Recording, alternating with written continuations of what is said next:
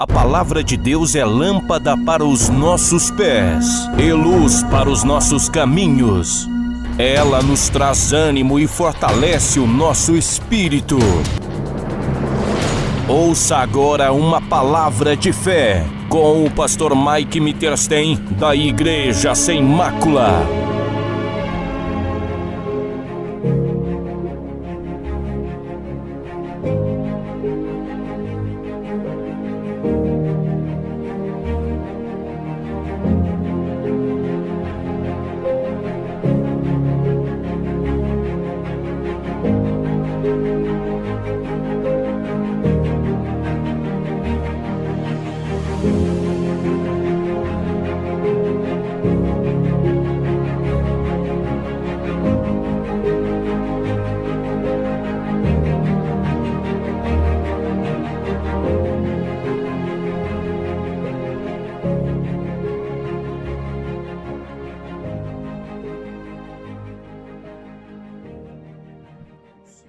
Romanos capítulo 1, a gente vai falar sobre um dos livros mais importantes da Bíblia, que é o livro de Romanos. Essa epístola que Paulo escreve aos romanos que estavam em Roma, uma carta, tanto de advertência quanto para revelar o caráter, tanto do homem natural quanto daqueles que são verdadeiros cristãos.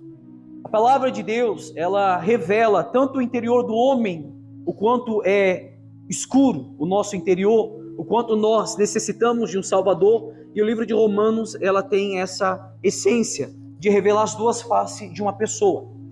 Um grande pregador chamado J. Vernon McGee, ele certa vez disse: eu posso encher uma igreja falando de revelações, mas ao mesmo tempo eu posso esvaziá-la pregando o livro de Romanos.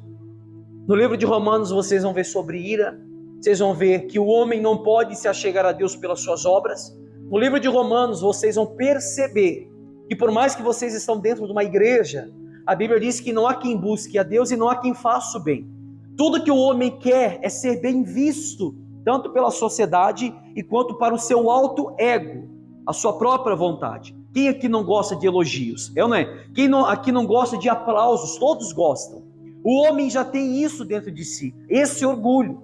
Porém, a palavra de Deus quebra isso dentro da gente. Nós não temos nada de bom a apresentar, tanto para o homem quanto para Deus. Quem dirá para a sociedade? A Bíblia mesmo fala que não há um justo debaixo dos céus. A Bíblia fala que todos pecaram e destituídos da glória de Deus estão. Então todos pecam, todos se tornam desculpáveis, todos são culpados pelos seus pecados, pelo caminho que nós temos trilhado. O livro de Romanos vai revelar isso. Todos acharam, gente? Os obreiros podem sentar. Auxiliar também pode sentar. Então esse pregador J. Vernon McGee, ele falou isso, e é uma grande verdade. Revelação não enche a igreja, sim ou não? Tem igreja que não prega a palavra, vive na base da revelação, mas se você ler a palavra, você vai ver que a Bíblia condena a revelação. Atos 16:16, Paulo e Silas foram presos, apanharam na prisão, porque Paulo expulsou um espírito de revelação que tinha dentro de uma menina. Atos 16:16 fala isso. A palavra inteira condena a revelação. Agora o livro de Romanos, como eu sempre falo, vai mostrar aquilo que nós não queremos que mostre. Amém? Romanos capítulo 1, versículo 1, eu vou entrar no 16, mas o que eu quero pregar é o 18. Romanos 1:16, olha só. O assunto da epístola, a justiça pela fé em Cristo Jesus. Olha o que Paulo fala: pois não me envergonho do evangelho, porque é o poder de Deus para a salvação de todos aqueles que creem, primeiro do judeu, também do grego, visto que a justiça de Deus se revela aonde que se revela a justiça de Deus? Só tem uma pessoa na igreja. Aonde que se revela a justiça de Deus? No evangelho, de fé em fé, como está escrito: o justo viverá pela fé. Como que a justiça de Deus se revela pelo evangelho? Nós sempre mostramos que o evangelho, e como diz a própria palavra de Deus, que o mesmo evangelho que está posto para salvar a alma do pecador, é o mesmo evangelho que está posto para condenar a alma do ímpio, do pecador consciente. A mesma palavra que está sendo pregada hoje serve tanto para salvar aqueles que estão aqui de coração limpo, de coração irrepreensível, de coração voltado para Cristo, mas é a mesma palavra que vai condenar o homem do pecado, aqueles que carregam religião dentro de si, nas suas costas, aqueles que carregam uma ficção, uma heresia, que ouviram falar de Deus, mas não experimentaram daquilo que Deus tem para dentro da gente. Veja bem que a justiça de Deus é revelada no Evangelho. A Bíblia mesmo fala que o amor de Cristo nos constrange, o Evangelho nos constrange, o Evangelho vai rasgar o interior do homem, revelando aquilo que ele tem mais oculto no coração dele.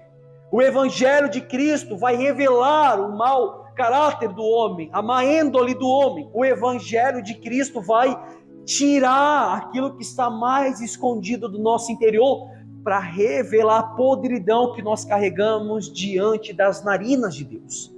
A Bíblia mesmo fala que quando Deus chama Jonas, Deus chamou Jonas para pregar em Nínive, porque o pecado desse povo se achegou até as minhas narinas. Ou seja, o pecado do povo de Nínive chegou até as narinas de Deus. O pecado era tão grande que Deus não estava mais suportando. O que Deus faz? Chama Jonas para pregar o evangelho aos ninivitas. E Deus mostrando a sua ira, que se o povo não se convertesse, Nínive seria destruída, assim como foi com Sodoma e Gomorra, assim como foi no tempo do dilúvio. Só que todos que ouviram o evangelho em Nínive se converteram. A Bíblia diz que até os animais jejuaram, até os animais, crianças jejuaram, os homens daquela cidade jejuaram, o rei daquela cidade jejuou. Todo o povo se converteu pelo evangelho que foi pregado naquela cidade. Ou seja, a justiça de Deus foi aplicada pelo evangelho, pela palavra que foi pregada. Hoje nós compreendemos a justiça de Deus, que é dado de graça, e como nós sempre falamos, a graça eu não mereço ser salvo, mas mediante a fé de Cristo eu fui justificado dos meus pecados. Não há mais poder do pecado na minha vida. O homem não carrega mais a culpa do pecado nas suas costas, porque Cristo pagou um preço pelos nossos pecados. Ele se tornou maldito no nosso lugar, porque o livro de Gálatas diz que maldito é todo aquele que for pendurado num madeiro. Cristo se fez maldição no nosso lugar. O homem que era maldito, o homem que era praticamente, estava sentado na cadeira do réu, e o martelo do juiz a ponto de abalar aquela mesa, como o som de trovões, tanto que cai no Oriente como no Ocidente. A culpa estava dada na vida do homem, mas graças a Deus por Jesus Cristo, que essa culpa ele pagou no nosso lugar. E se nós lermos o livro de Romanos, a gente vai ver que a justiça de Deus, olha só, a justiça de Deus se revela no evangelho de fé em fé, como está escrito: o justo viverá pela fé. O justo viverá pela fé. A leitura de Romanos, mais do que qualquer outra parte da Bíblia, você pode ter certeza que eu estou falando para vocês, é a carta do apóstolo Paulo que mais frequentemente tem despertado a igreja, essa carta tem despertado a igreja a se levantar e sair do meio dos erros e do meio da apatia, do meio da acomodação. Se você vê o livro de Romanos, ele vai mostrar a ira de Deus também. E é um dos livros que mostra a ira de Deus. A Bíblia diz que a ira de Deus revela sobre todos aqueles que invertem a verdade em injustiça. Se a justiça de Deus é aplicada pelo Evangelho, a ira de Deus também da mesma forma é aplicada pelo Evangelho. A grande reforma da igreja no século XVI, por meio de Martinho Lutero. Todo mundo já conhece a história da igreja, a gente pregou num domingo, quando houve a reforma protestante. Martinho Lutero, um paroco, um padre, teve encontro com a palavra, e de imediato ele teve encontro com Romanos capítulo 1, 16, o justo viverá pela fé. O evangelho de Cristo, como a gente acabou de ler, a justiça de Deus se revela no evangelho, de fé em fé. O justo viverá pela fé, não é pelas obras. Martinho Lutero tem a revelação pela epístola de Romanos, que não é pelo que eu faço, é pela graça. Ele tem a revelação da justificação pela graça. Ele entende que o evangelho é dado de graça por intermédio de Cristo. Não é pelo que eu faço, não é pela indulgência, como era naquele tempo, não é pelas campanhas, como as igrejas tradicionais fazem hoje, não é pelos tempos de jejuns que vocês fazem, pelos tempos que vocês passam orando, não é pelo tempo de vida piedosa ou de bondade que vocês praticam, ajudando o necessitado, não. É de fé em fé, o justo viverá pela fé. E essa fé é aplicada em quem? Em Cristo Jesus. A salvação é dada de graça, por intermédio da fé em Cristo Jesus. Essa fé também não vem da gente. A Bíblia diz que a própria fé provém de quem? Provém de Deus. A fé vem pelo ouvir, e ouvir a palavra de Deus. E se eu tenho fé, porque eu ouço a palavra, e a própria palavra de Deus diz que é o próprio Deus que abre os nossos olhos para que nós possamos compreender o Evangelho, então logo de imediato essa fé provém de quem? Provém de Deus. Se a gente for ver, remonta historicamente ao momento em que Lutero ele tem encontro com Romanos 1,16, ele começou a estudar, e não somente a estudar, mas também expor a carta aos Romanos. Foi o primeiro livro que praticamente Lutero ele teve um encontro, e aonde que aconteceu toda a reforma que a gente conhece nos dias de hoje. Foi nessa leitura que Lutero ele descobriu, nessa leitura que a gente está acabando de ler, Romanos 1,16, que Lutero descobriu primeiramente para si mesmo, e depois que ele descobre para si, ele começa a revelar para a sua igreja, a ensinar a igreja a doutrina da justificação pela fé. Justificação pela fé, ou seja, justificado pela fé em Cristo Jesus, meus pecados sendo pago pela crucificação de Cristo, meus pecados sendo apagados por intermédio de Cristo. Lutero disse que ao perceber essa verdade na palavra, quando ele percebeu essa verdade, ele sentiu que a Bíblia assumira para ele um novo significado. Quando ele começa a compreender, a perceber e a ser revelado a ele, ele começa a sentir que a Bíblia de imediato assumira, a palavra de Deus assumiu para ele um novo significado, porque ele aprendeu de uma forma, e lendo a palavra ele compreendeu de outra forma. Era no tempo da ignorância nossa, e hoje nós compreendemos a palavra de outra forma, amém? Logo, depois de 2 séculos, um outro avivalista, que a gente já falou aqui, John Wesley, um metodista, que evangelizava por meio de métodos. Estava falando com o obreiro, se não me engano foi hoje, sobre os perseguidores de santidade. Foi hoje, né, obreiro?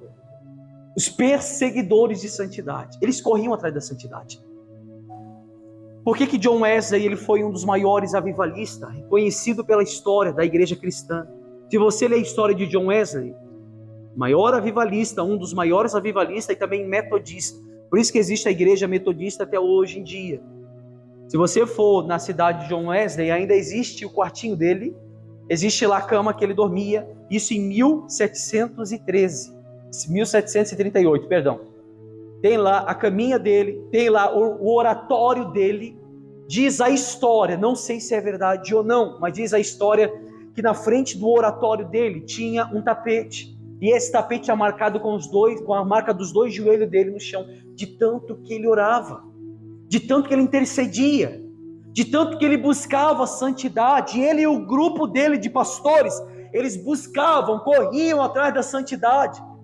É como eu falei para o obreiro, nós não podemos esperar até a santidade vir até nós, que ela não vem. A Bíblia mesmo diz que sem santidade ninguém verá a Deus, ninguém pode ver Deus se não se santifica. Nós temos que ir atrás da santificação, como? Buscando conhecer mais da palavra de Deus.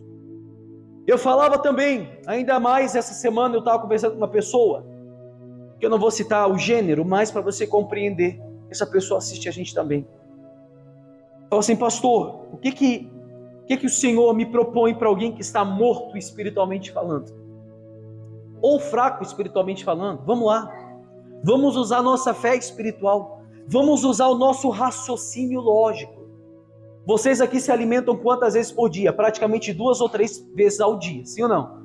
Toma café de manhã, almoça à tarde, toma café, almoça meio-dia, toma café às 6 horas, se é 6 horas, 3 horas, não sei, e depois janta à noite. Tem uns que fazem 4 horas, 3 horas ou 2 horas de refeição, mas nunca menos que isso, é ou não é? Você se alimenta para quê? Para você não morrer. Você precisa do alimento, é ou não é? Isso é todo dia. Se você ficar um dia sem comer, você já começa o quê? A tremer, é ou não é? Por que as pessoas morrem espiritualmente falando? Por que as pessoas se enfraquecem espiritualmente falando? Porque a palavra de Deus nos garante que Ele é o verdadeiro alimento. Cristo é o pão da vida. Se nós se alimentarmos de Cristo constantemente, o homem não cai nos seus pecados. É como John Wesley sempre falava: quanto mais nós buscamos de Deus, menos vontade de pecar eu tenho. Quanto mais Deus se revela na minha vida, quanto mais do caráter de Deus, mais da palavra de Deus, mais do Espírito de Deus se revela dentro de mim, menos vontade de pecar eu tenho, menos vontade do mundo eu tenho, menos anseio pelas coisas do mundo eu tenho. Por que as pessoas caem? Por que as pessoas hoje não conseguem mais vir para a igreja, não tem força? Porque aquele alimento que era 3 vezes ao dia, começou a passar 1 vez ao dia, depois 2 vezes na semana, depois 1 vez na semana, depois 1 vez por mês. Eu falei para o obreiro hoje, uma pessoa que ela cai, ela não percebe que ela está caindo, é ou não é? Uma pessoa que ela cai, ela deixa de orar naquele dia, ela vai trabalhar, e ela não percebeu que ela não orou, vai dormir, acorda no outro dia, mesma coisa, trabalha, chega em casa, toma o seu café, toma o seu banho e vai dormir, não percebeu que não orou. Quando ela perceber que ela deixou a vida piedosa de lado, foi o momento que ela caiu. Foi o momento em que ela cai, é ou não é? Você pode ver por vocês, tem gente aqui, como eu sempre falo, para orar é uma guerra, para ler a Bíblia nem se fala, por isso que ela não tem força para permanecer, por isso que a gente vê pessoas, outra hora está na igreja, outra hora está fora, uma vez vem na igreja, fica 1 mês fora, a pessoa não se firma, a pessoa tem facilidade para cair, a pessoa tem desejo pelas coisas do mundo, porque o prato que ela se alimenta não é o prato da mesa de Deus, é a mesa profanada por ela mesma. Quando a gente vê pessoas fracas espiritualmente falando, ao ponto de cair, se não é que caíram, são pessoas que outrora estavam se alimentando da palavra de Deus constantemente, com pregações, com hinos, louvores, salmodiando com alegria diante de Deus, mas ao mesmo tempo é aquela pessoa que caiu por causa do tempo, foi deixando se levar por causa da circunstância, dos seus afazeres, dos seus deveres, meu Deus. E volto a frisar o que eu falei domingo retrasado, domingo passado, não me lembro. As pessoas não deixam de orar por falta de tempo, é por falta de interesse. Sim ou não? Garanto aqui para você, mãe, ou você, pai, se chegasse meia-noite, seu filho estivesse doente, e você tivesse que ficar até as 5 horas da manhã com ele no hospital, sabendo que você tinha que trabalhar no outro dia, você não iria? Hein, gente? Você iria. Agora, falar para essas pessoas, fica ali meia-noite, 1 da manhã orando, chegou do serviço, vai orar para ver se você consegue. É como eu sempre falo, nossa vida tem que ser constantemente em oração. Está trabalhando, está orando. Está em casa, aqui, não precisa, como eu sempre falo, não precisa estar de joelho no chão, você tem as suas coisas para fazer, mas a oração está aqui, amém? Estou falando com Deus na minha mente, eu estou orando constantemente. Quando a Bíblia fala em orar em oculto, não quer somente falar no quarto trancado, meu oculto, meu interior, dentro de mim. Por isso que eu sempre falo, da mesma forma que um dos maiores pecados que leva à morte, a pessoa à decadência espiritual, é o pecado em oculto, da mesma forma o que leva a pessoa a ver Deus na vida dela é a santidade também em oculto. Buscar Deus em oculto e revelar esse Cristo em público é a mesma forma. Mas nós não queremos nada de Deus, nós queremos praticamente a soberba, a ignorância de um coração que está distante de Deus, e achamos que de fato, por um culto, como eu sempre falo, Deus se manifesta na minha vida, mas como diz a própria palavra no livro de Romanos, é de fé em fé, de glória em glória. 2 séculos mais tarde, quando a igreja mais uma vez, isso depois de Martinho Lutero, de 1517, quando houve a reforma protestante, em 1738, 2 séculos depois, quando a igreja estava morta, a igreja de Cristo tinha praticamente desfalecido espiritualmente falando, não havia mais avivamento e não tinha mais vida, estava morta. Surgiu então, como eu sempre falei, como eu acabei de falar, um grande movimento, de origem o metodismo, através de John Wesley, ou João Wesley, como a gente conhece. Se vocês lerem o diário de John Wesley, o próprio testemunho de John Wesley afirma, quanto ao acontecido registrado no seu diário, se você ler o diário e os escritos de John Wesley, parece que são poesias de amor a um pai que ele tanto ama, que é a Cristo. Eu amo ler os livros, eu amo ler as escritas de John Wesley, porque você vê espiritualidade ali. Você vê que John Wesley era um homem íntimo de Deus, um homem que tudo que ele queria era Deus. A mulher dele estava a ponto de terminar o relacionamento com ele, porque ele preferia mais Deus do que a própria mulher. Ele preferia deixar a mulher em casa, pegar o seu cavalo e evangelizar e pregar a palavra. Se você ler a história de John Wesley, ele pregou 600 sermões no pasto, na rua, na estrada de barro, e pregou apenas 6 ou 8, se eu não me engano, dentro da igreja. E quando pregou dentro da igreja, foi expulso e foi apedrejado, porque ninguém aceitava esse evangelho. O evangelho de Romanos foi o evangelho que aqueceu o coração de John Wesley.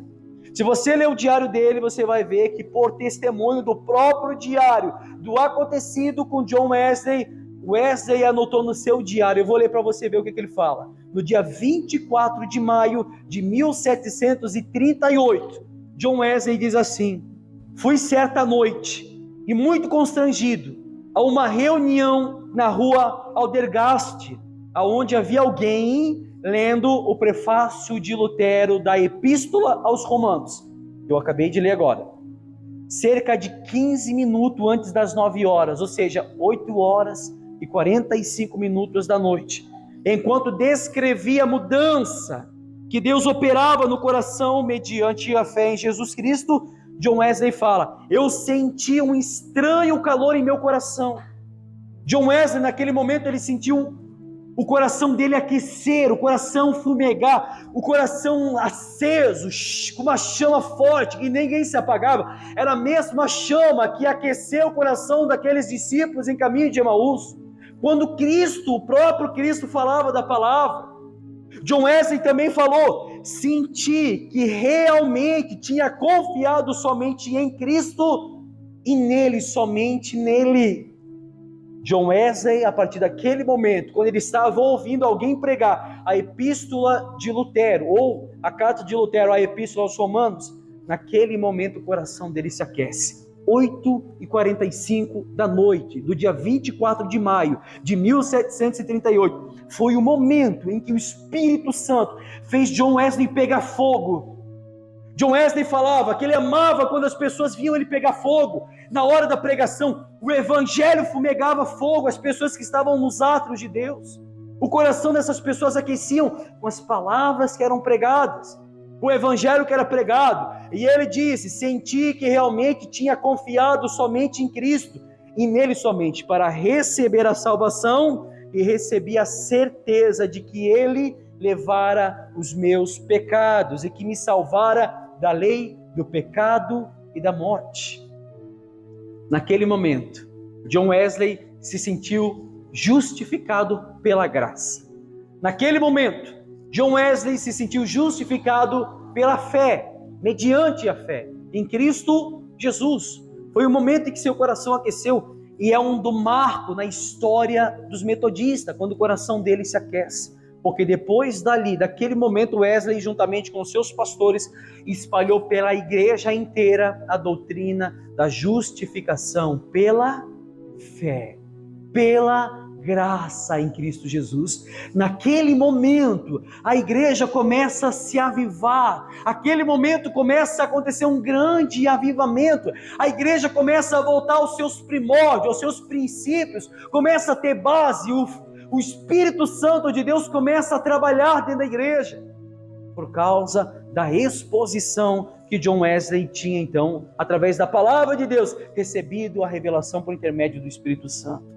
Esses são os 2 exemplos, apenas 2 exemplos que têm acontecido, que eu tenho mostrado para vocês. Claro que teve muito mais, mais 2 exemplos que revelam o livro de Romanos, onde houve avivamentos e reformas na igreja. A reforma protestante por meio de Martinho Lutero e o grande avivamento através do metodista John Wesley, quando leram a epístola aos Romanos. Amém, pessoal?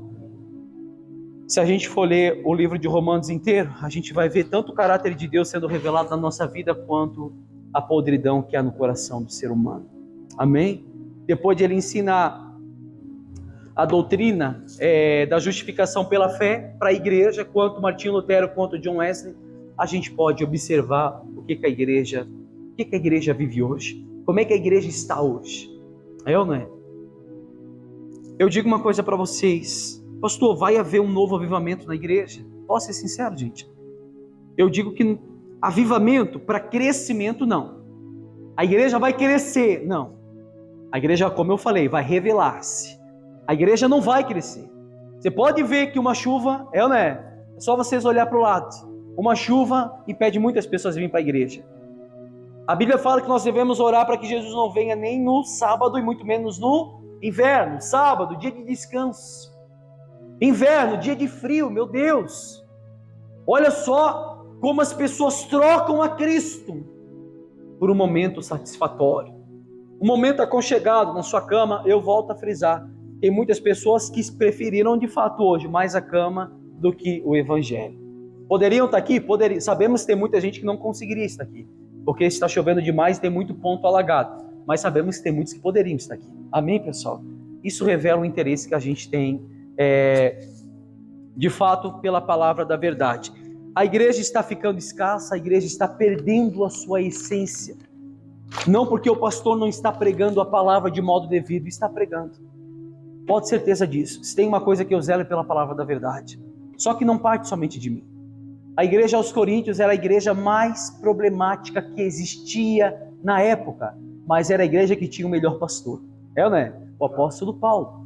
O apóstolo que findou a espinha dorsal da graça, das doutrinas da graça. Mas era uma igreja cheia de problema. Um querendo ser mais que o outro. Brigas, contendas, lascívia, ódio, adultérios. Aquele do livro de Coríntios capítulo 5, o rapaz que tinha relação com a madrasta, dentro da própria casa, meu Deus. O que acontece? Paulo olha para os coríntios, para a igreja dos coríntios e fala: meu Deus, eu não sei como vocês não estão contristados com tal pecado. Conjuro a vocês pela minha fé e a fé de vocês, que entregamos tal adúltero na mão de quem? De Satanás. Olha o que Paulo faz dentro da igreja. Olha a audácia de Paulo quando ele vê um homem e um rapaz em adultério dentro da igreja. E expulsou esse rapaz da igreja. A igreja é santa, a igreja é imaculada, a igreja é pura. A Bíblia diz que a igreja ela não tem ruga, as suas vestes não são manchadas. Nós somos a igreja de Cristo. Nós não podemos confundir tropeço com queda. Nós não podemos confundir pecados conscientes com momentos de fraqueza. Não, pessoal, todos aqui tropeçam por um momento, como a gente sempre fala. Mas nós não podemos manchar as nossas vestes, amém? Que foram lavadas por Cristo. Nós não podemos manchar a nossa vestimenta, nós não podemos deixar de lado a santificação, nós não podemos deixar de lado a nossa vida piedosa. Infelizmente, nunca existiu, você pode ter certeza, uma época em que houvesse tanta necessidade de que a igreja de Cristo se despertasse da sua apatia, de sua frieza espiritual, da sua indiferença, da sua ignorância, da sua confusão quanto ao evangelho nos dias atuais. Né? Como eu sempre falo, tudo que o povo quer para permanecer firme é o entretenimento. É isso que eles querem. Apresenta algo que brilha os olhos das pessoas para ver se elas não permanecem. Apresenta algo que elas tanto gostam, que elas faziam no mundo, como a gente sempre fala. As igrejas hoje não é mais a igreja que está abalando o mundo, não é a igreja que mais está impactando o mundo, mas é o mundo que está impactando a igreja. Né? Qual que é o modo satisfatório das igrejas tradicionais de evangelismo hoje em dia? Vamos fazer o que eles fazem no mundo para conquistar quem está lá fora para dentro da igreja. É um mundo virtual, é um mundo físico, tanto pela internet quanto pela praticamente presença das pessoas dentro do ministério, que apresentam tudo, mas não apresentam Cristo. Não é? Eu digo para vocês com toda certeza, Eu prefiro apresentar Cristo, porque eu tenho apresentado tudo, do que apresentar um evangelho ralo e no último dia eu e você ser condenado pela minha imprepotência, pela minha ignorância, por eu querer oferecer para vocês aquilo que não liberta ninguém aqui dentro. Amém? Eu sempre falo, eu posso orar por você? Posso, mas a minha oração jamais vai salvar vocês do pecado de vocês, jamais. Depois de Paulo ele declarar o tema, que o evangelho é o poder de Deus para a salvação de todo aquele que crê, Paulo começa no versículo 18, que é o que eu quero falar agora. Versículo 18, a parte principal da carta. A gente leu de Romanos 1, 16 e 17, agora eu quero falar de 1, 18. Vocês estão entendendo, pessoal? Olha só, a gente mostrou aqui a necessidade que todos têm acerca da salvação. Agora a gente vai mostrar a idolatria e a depravação dos homens. Idolatria aqui não vai falar da imagem de escultura que os homens faziam na época. A idolatria aqui que a Bíblia vai falar é o homem que ele é amante de si mesmo. O homem ignorante que pensa somente nele. Olha só, Romanos capítulo 1, versículo 18. A ira de Deus se revela do céu contra toda a impiedade e perversão dos homens que detêm a verdade pela injustiça. Porquanto o que de Deus se pode conhecer é manifesto entre eles, porque Deus lhe manifestou. Porque os atributos invisíveis de Deus, assim o seu eterno poder, como também a sua própria divindade, claramente se reconhece desde o princípio do mundo, sendo percebidos por meio das coisas que foram criadas. Tais homens são, por isso, indesculpáveis, porquanto, tendo conhecimento de Deus, não glorificaram como Deus, nem lhe deram graças, antes se tornaram nulos os seus próprios raciocínios, obscurecendo-se o coração insensato, inculcando-se por sábios, tornando-se loucos, e mudaram a glória do Deus incorruptível em semelhança à imagem de homem corruptível, corrupto, bem como de aves, quadrúpedes e répteis. Por isso, olha só, por isso Deus entregou tais homens ao quê? A imundícia. Deus entregou tais homens à imundícia pelas concupiscências de seu próprio coração, para desonrarem o seu corpo entre si, pois eles mudaram a verdade de Deus em mentira, adorando e servindo a criatura em lugar do Criador, o qual é bendito eternamente. Amém. Por causa disso, os entregou Deus às paixões infames, porque até as mulheres mudaram o modo natural de suas relações íntimas por outro, contrário à natureza, semelhantemente em sua sensualidade, cometendo torpeza, homem com homens, e recebendo em si mesmo a merecida punição do seu erro. Olha para cá um minutinho. A ira de Deus se revela na vida de todos aqueles que invertem a verdade em injustiça. Injustiça. O que é injustiça? Aqui a gente aprende onde realmente começa o problema da queda do homem. Através da injustiça a gente consegue compreender aonde se inicia o problema e a queda de todo homem. A carta aos Romanos revela o mais oculto do coração da raça humana. O quanto o homem necessita de um Salvador. O quanto o homem ele necessita de alguém que pela graça nos salve de nós mesmos. Quando a Bíblia fala de injustiça, se você vê quando a Bíblia fala de injustiça, ela justamente mostra o nosso lado original. O lado do homem. Quando a Bíblia fala de injustiça, ela está revelando a imagem do homem. Quando a Bíblia fala de injustiça, ela está revelando o caráter do homem. O que o homem é? Ela está mostrando a nossa face original. Está cravado na carne do homem a incredulidade, a injustiça, a ignorância. Romanos capítulo 1, 18, para quem chegou agora. Ou seja, se nós olharmos pela palavra de Deus, a gente vai ver que a palavra revela de fato a ignorância que há no nosso coração. E esse livro de Romanos tem feito isso. Quando a Bíblia diz que a ira de Deus é revelada dos céus na vida de todos aqueles que invertem a verdade em mentira ou injustiça, é todos aqueles que de fato não foram justificados mediante a fé em Cristo Jesus. Justificação pela fé, é aquilo que a gente acabou de falar, que quando Lutero tem encontro com a Bíblia, que quando John Wesley, no dia 24 de maio, o seu coração foi aquecido, quando era pregado a Epístola de Romanos, foram justificados, reconheceram a justificação por Cristo Jesus na vida deles. Ou seja, vai de fato mostrar o lado original do homem. Nós somos injustos, sim ou não? Praticamos atrocidades, sim ou não? Nós diariamente alimentamos a nossa carne com aquilo que não é de nenhum proveito, aquilo que não é de proveito para a gente. Todos os dias o homem faz isso. Se nós olharmos, e como nós pregamos esse dia, como diz Jeremias capítulo 2, versículo 11, o próprio Deus diz em Jeremias 2,11: houve alguma nação que trocou os seus deuses quando deuses não eram? O que Deus fala? Todavia o meu povo me trocou por aquilo que não é de nenhum proveito. O povo de Deus, o povo santo que foi comprado com alto preço, ou como o próprio Cristo disse: eu vim para os que eram meus, mas os meus não me aceitaram. Se nós olharmos pela palavra, como diz Jeremias 2,11, houve alguma nação, houve um pai de santo, um espírita, um macumbeiro, um budista, houve alguém de fora que trocou os seus deuses quando deuses não eram?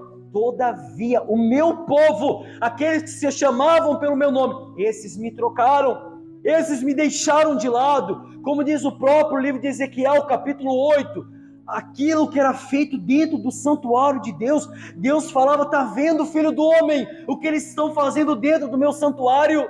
Estão me tirando de dentro da minha casa e praticando tudo aquilo que não convém da parte de Deus. Tudo aquilo que não convém. Olha do que o homem é capaz. Por isso que eu sempre falo, e como diz o próprio livro de Gênesis, Deus se arrepende de ter feito o homem, porque a maldade do seu coração é constante, constantemente, todos os dias, todas as horas, a maldade está no seu coração. Todos os momentos, o nosso coração gira em torno da maldade. Volto a frisar, nosso maior inimigo é o nosso próprio coração. Todavia, o meu povo me trocou por aquilo que não é de nenhum proveito. Jesus também fala: os sãos não precisam de médico, quem precisa são os doentes. Vou fazer uma pergunta para vocês. O que adianta o doente espiritual estar dentro de uma farmácia, quando ele não tomar o remédio certo, ele também morre, né? Ele pode estar dentro de uma farmácia, morrendo, mas se ele não tomar o remédio certo, ele morre. Você pode estar dentro de uma igreja, seja a igreja que for, se você não estiver ouvindo o evangelho pleno, o evangelho de Cristo, o evangelho que constrange, o evangelho que rasga o seu interior, o evangelho que revela o mau caráter do homem, se você não estiver dentro de uma igreja que mostra a Cristo, sola Christis, ou sola fide, ou só a Escritura, somente a fé, somente Cristo e somente as Escrituras, você vai morrer dentro da igreja e nunca vai conhecer a Cristo.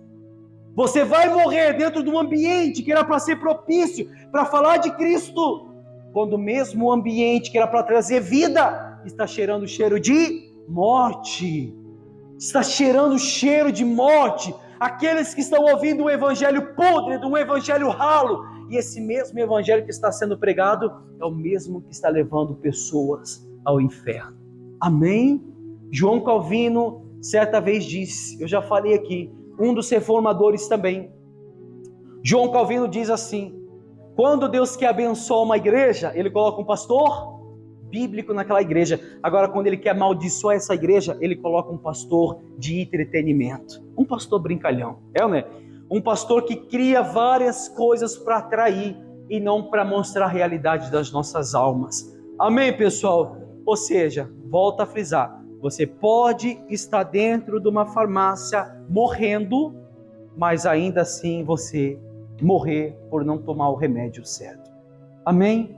Ou seja, a própria palavra de Deus nos mostra a ira de Deus sendo revelada dos céus contra todos aqueles que invertem a verdade em injustiça. Somos injustos, nós somos injustos.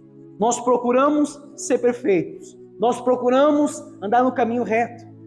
A palavra mesmo fala, sede santos porque eu sou santo. John Wesley diz de fato que nós conseguimos, John Wesley fala isso, que nós conseguimos chegar a um ponto de ser santo. Pastor, mas a Bíblia mesmo fala que não há quem busque a Deus, não há quem faça o bem, todos se extraviaram, encarecem, necessitam da glória de Deus, todos. A Bíblia diz que todos os homens se tornam indesculpáveis diante de Deus, que Deus não vai levar por inocente culpado, de fato. Mas quando a palavra de Deus diz que nós se tornamos justos diante de Deus, pela justificação da cruz, nós também não teríamos direito de ser chamados justos, sim ou não? Mas a Bíblia diz que fomos justificados por Cristo. Somos depravados, de fato. Somos malignos, de fato. Somos pessoas maléficas, distante da glória de Deus, de fato. Mas quanto mais nós buscamos dele, mais o poder dele se aperfeiçoa na nossa fraqueza. Amém? O que é que Paulo diz? Que é da fraqueza que se tira força. Oramos o Pai Nosso, como eu sempre falo.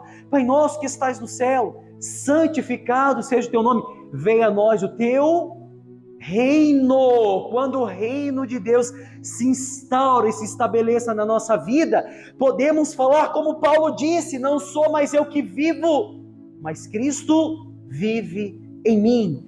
Um homem maligno, um homem que estava no lamaçal do pecado, um homem que estava praticamente num vale de ossos secos, ali ele começa a ter vida, ali ele começa a ser restaurado a sua vida. O Espírito de Deus começa a trabalhar dentro dele, trazendo vida, trazendo esperança, como a gente sempre fala. Tudo por intermédio da palavra de Deus. Amém? Ao pregar a palavra de Deus hoje, a gente tem que, de fato, nós devemos, é uma obrigação no sermão, revelar a imprudência do homem quanto à sua alma. É uma obrigação de toda a igreja, mostrar o lado verdadeiro de todo homem, o lado original do homem.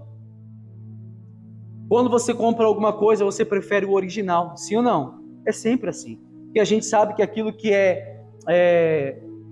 vamos botar entre aspas, falsificado, não dura muito tempo, né? É mais fácil a gente revelar o lado original das pessoas do que a gente é diante de Cristo, do que mostrar aquilo que a gente não é. Amém, pessoal? Agora, o quanto o homem é deprovido, o quanto o homem, acerca da redenção da sua alma, o quanto ele é afastado de Deus, o quanto.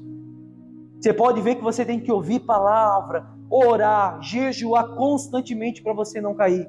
Se você não fizer isso, para você tropeçar, é um estralar de dedo. Amém, gente? Então, quanto mais de Deus a gente busca, mais a gente tem menos vontade de pecar e mais Deus se manifesta na nossa vida. Quando o martelo do justo juiz, como eu acabei de falar no começo da pregação, o martelo de Deus, o martelo do justo juiz, soar como o som de trombeta ou som de trovão, pode ter certeza, quando o juiz tornar o réu culpado, todos se tornaram culpados. A gente não acabou de mostrar agora?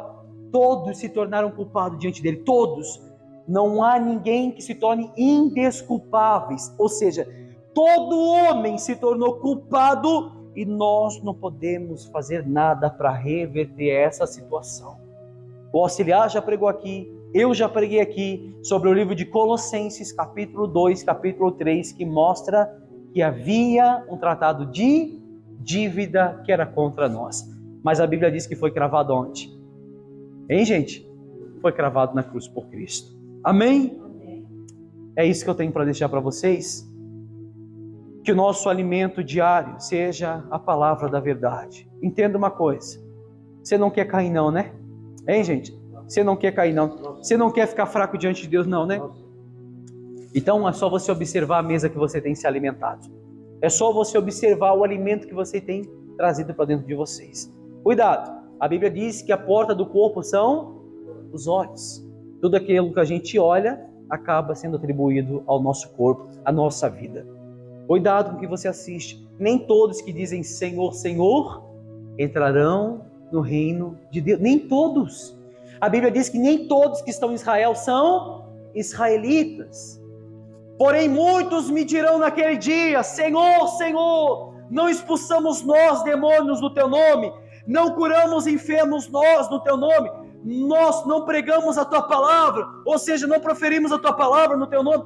Naquele dia, direi eu a vocês: afasta de mim que eu não vos conheço, vós que praticais a iniquidade, do lago que arde com fogo e enxofre. Não é muito no falar, não é eu falar Senhor, Senhor, não são minhas palavras diante do altar de Deus, não são as minhas palavras na congregação, na paróquia, seja onde for, que você fala de Deus, mas como a gente sempre fala, a minha vida devocional e piedosa vai começar na minha casa, no meu quarto, no meu oculto. Ali eu vou revelar o Cristo que me salvou dos meus pecados. Amém, gente? É ali que vai se revelar a imagem e semelhança de Cristo na minha vida. Jesus, quando orava, ia para o monte, falava para os discípulos: se vocês permaneçam aqui, que eu vou logo ali em cima orar. Jesus orava sozinho, muitas das vezes no monte, tinha a intimidade dele com o Pai, sim ou não? Sozinho. Ele não precisava revelar para os discípulos: está vendo, eu estou orando. A Bíblia diz que não é muito no falar, como os fariseus faziam nas esquinas.